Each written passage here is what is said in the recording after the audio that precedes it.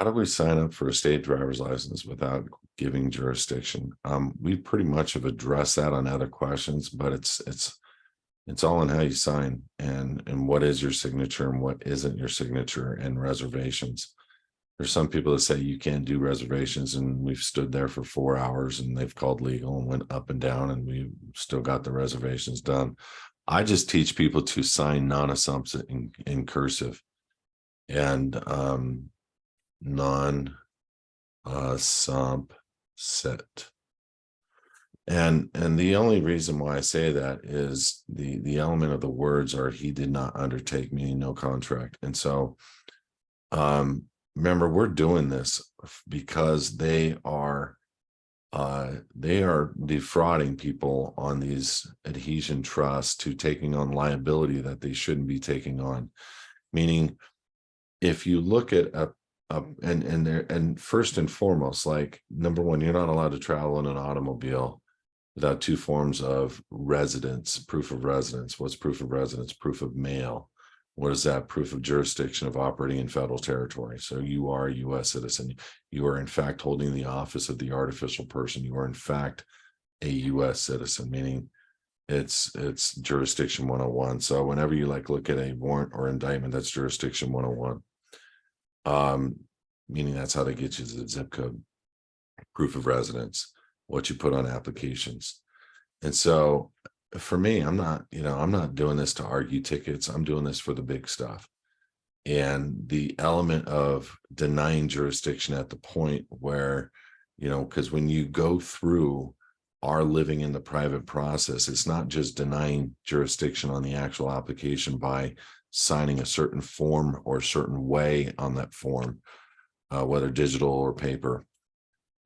In our DMV documents that we produce for our living in the private members, we explain the trust element very clearly, very lawfully. We've had attorneys review our stuff and go, okay, all right, that's cool.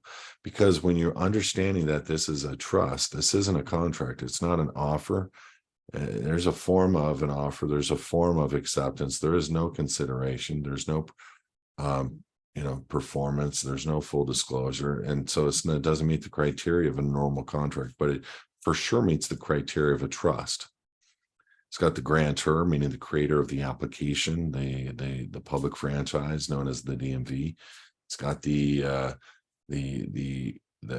beneficiary, which is also the state. If I do this, I do this, I pay this. If I do this, I pay this. If I do this, I serve this amount of time, and the bond gets charged and the state makes the money.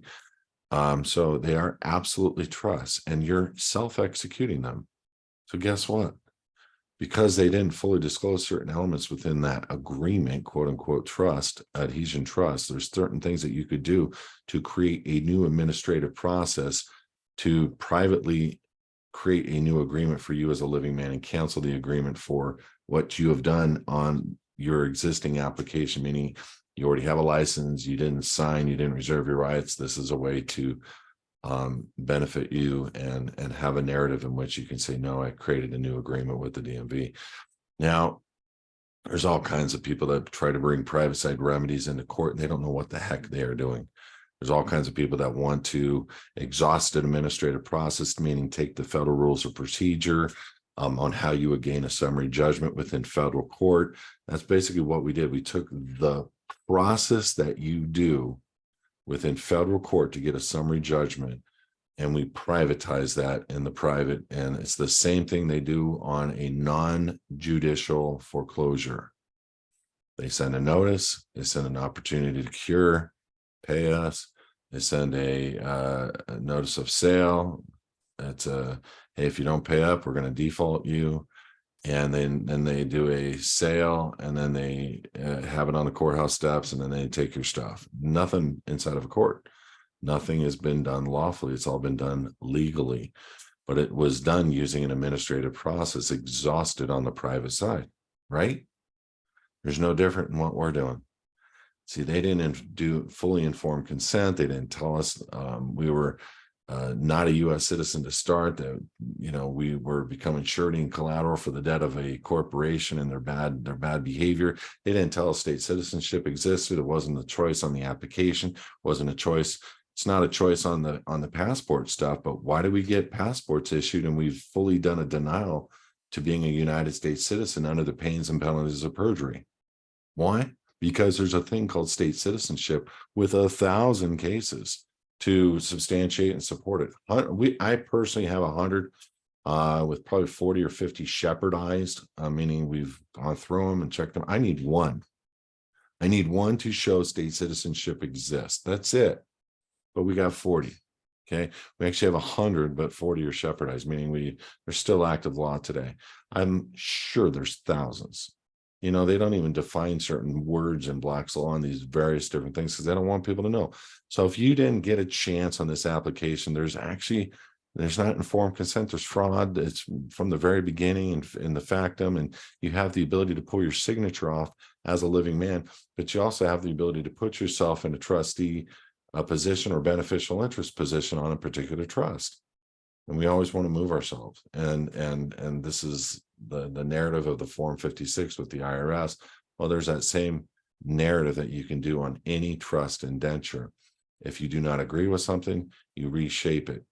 And if they want to respond and deny your ability to do that, they're more than welcome to point by point deal with what you're stating. Otherwise, you're going to take a federal rule of procedure, you're going to exhaust your administrative process in the private, and you're going to take your completed paperwork, fully exhausted administrative process, put it in the public and serve them with notice.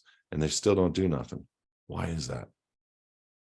Well, now you've completed the process. It's in the public. They had opportunity to rebut the presumption. They did not. This is why we do this. It's because it just makes them leave you alone. They don't want to confirm anything. They don't want to support you. They're not going to come to your house and say, congratulations, you figured it out, Mr. Smith. Really appreciate the opportunity to, grease you for the last 50 years. But, now that you've got to figure out, here's your black card. And you're going to skirt the metal detector at the airport. Don't worry about it. We trust you. None of that stuff happens. I love hearing other gurus out there and the stuff that they say.